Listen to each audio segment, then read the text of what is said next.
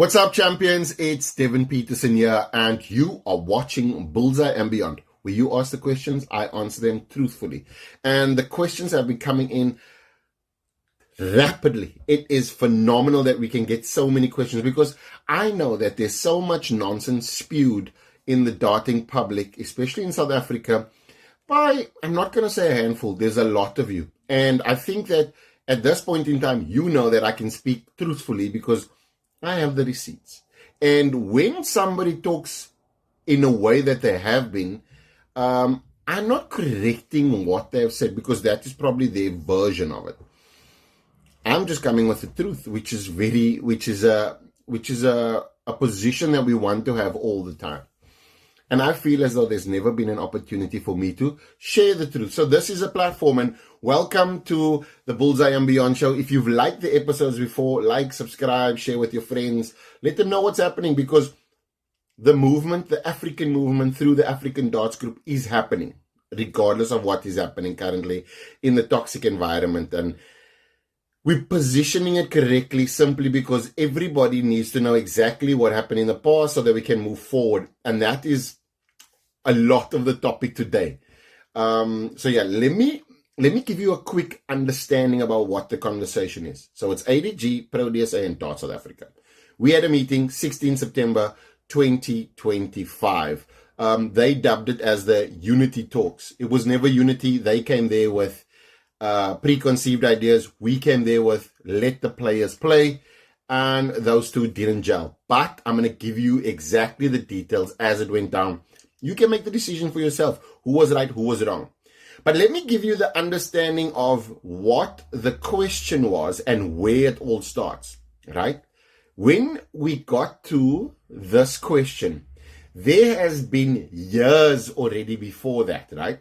So just understand that it is not a today issue. It is not a last week issue. It has been for a long time. And to a point that there's multiple factors that play into a role. The reason why Pro DSA was established, I think it is now 3 years ago or 2 years ago, the position they took, how all of this came about. But that's not today's conversation, because I'll save that for the big one, when all of the players want to sit around and we can actually talk candidly, have it recorded, and then we can see exactly what's actually happening. But let me lift the veil on this question, because I think it's one that makes a lot of sense, but not a lot of people actually know what is happening.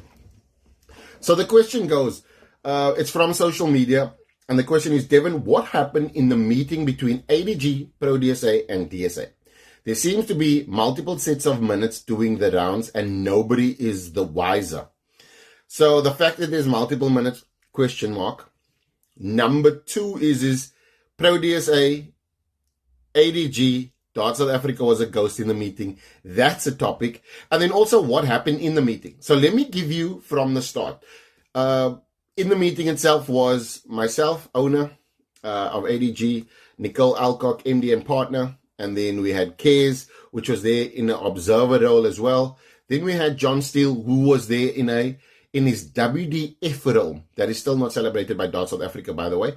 And then we also had Pro DSA. So we had Bennett Bailey, Wally Clayton, and Nolan Arendse. Seemingly they came prepared, but for the wrong meeting, I would think. Because initially we shook hands, and there's a lot of water under the bridge. Myself and Malit, really good friends in the beginning.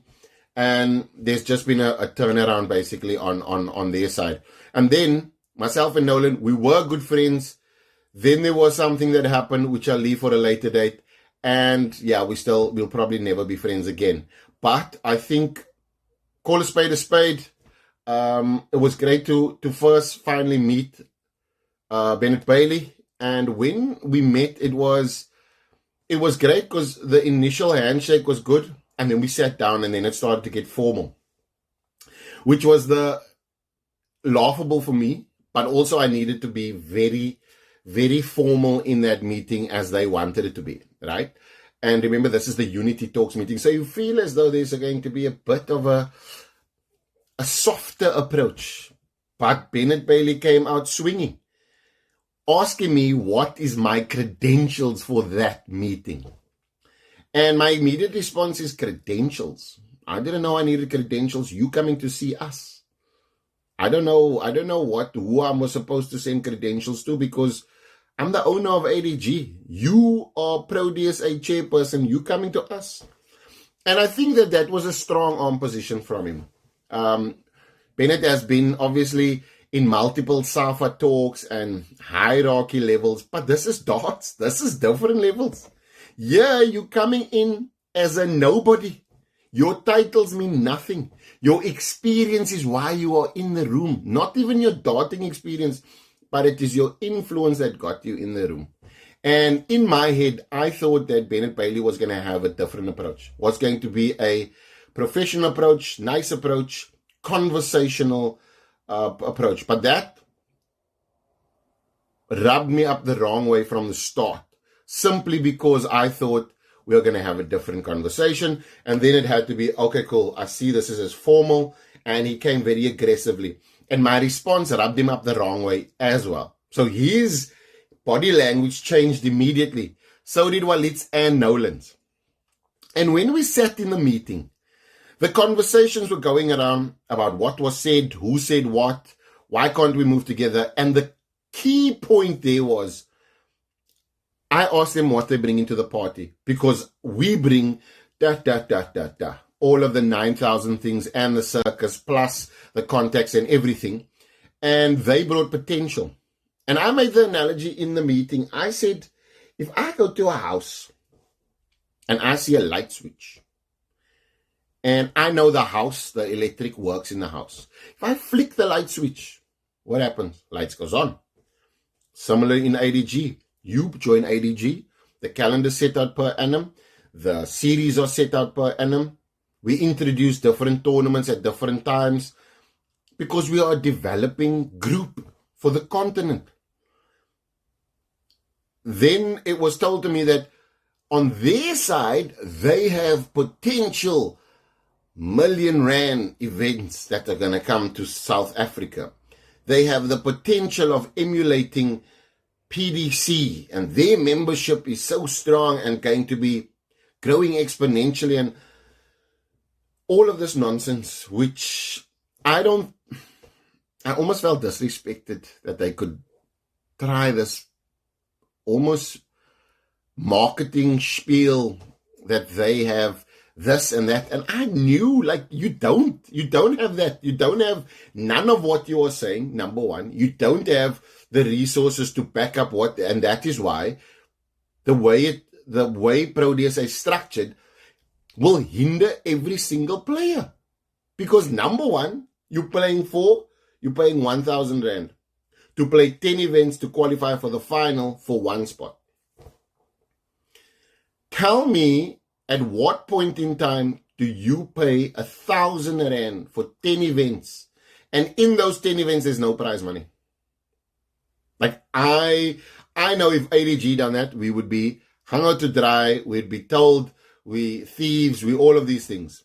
But I'm not going to call them that. I'm going to say their structure's incorrect, number one. Number two, the player that they're actually sending to the Q school, you don't have to have 10 events to finalize those players. They are actually only just hosting the 10 events to make your 1,000 rand feel worthwhile. Because there's no prize money in any of those events, so you're playing for points. So we have long gone from playing for points to playing, because when you play in a league structure, there's multiple games that need to complete. When you're playing multiple tournaments, and in the beginning, I remember there was a challenge where they used to play day and night games, where they used to start at 7, 8 o'clock and all of these things. So in my head, when they were giving me all of these spiel, I was playing all of those things and I'm thinking, listen, you have nothing. So we sat here in this meeting and I wasted my time actually, because obviously me traveling to South Africa, I have a lot more other people I have to see. But then because I wanted to make sure that the players had the opportunity, I made time for this meeting. And then, I didn't even mention this in the beginning, but Darts South Africa didn't show up in the biggest meeting of all time in South Africa. Darts South Africa business management, Lorenzo Arendse, didn't show up. There was no apology, no nothing. There was no substitute. There was no nothing. which was a shame because I felt as though we're talking to Dart South Africa members, not Pro DSA members, because Pro DSA membership doesn't really exist because it's just Dart South Africa members that are playing in their tournaments. And they are an affiliate, so yeah, there's a lot to kind of digest on that side. And we even say on our side, we don't have a membership. We have subscriptions. So when they're talking about all of this stuff, I'm thinking to myself, this is going nowhere. They make a statement to say, we want joint programs. We want our tournament director to get involved with yours, and we want to host joint events. And if you understand that statement, think of it like this.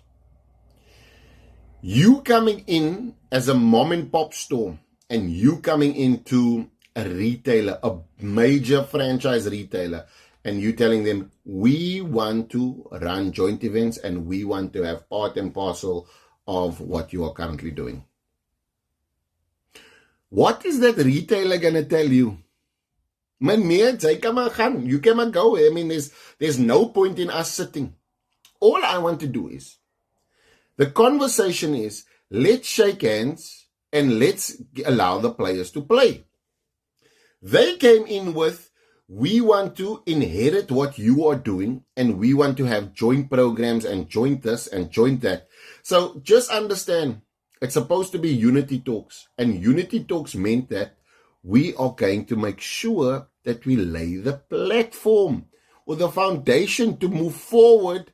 And all I said was, you can host your tournaments and be in control of your tournaments, and we will help market, we'll help promote. And if you need us for assistance, that's fine. If you don't, cool. Our players that play in our events will also want to play in yours. So if it's open, it's great. For the sport, nobody needs to go back and forth. You will inherit a lot of top players, and so will ADG, ACT events, and the qualifiers. So your players will also have access. And when we spoke about all of those things, right, and it was at this point where I knew I'm dealing with a group of gentlemen that actually believe what they are saying is the truth. Because in their head, the potential of hosting events, of this R1 million events, the potential of looking and being like the PDC, the potential of TV, the potential of the rights being held, and the potential of all of these potentials is making them feel as though they got it already. And we know that potentially all the ideas that you currently have isn't yours until you execute it. And they've not executed correctly at all, unfortunately. So we sat in the meeting, and I could see us going back and forth, and I was quite straightforward. I said, listen, you guys there's nothing that you have that I want. All I really want for the players is for them to have an opportunity to play. You stay and host your events, because we will help you promote.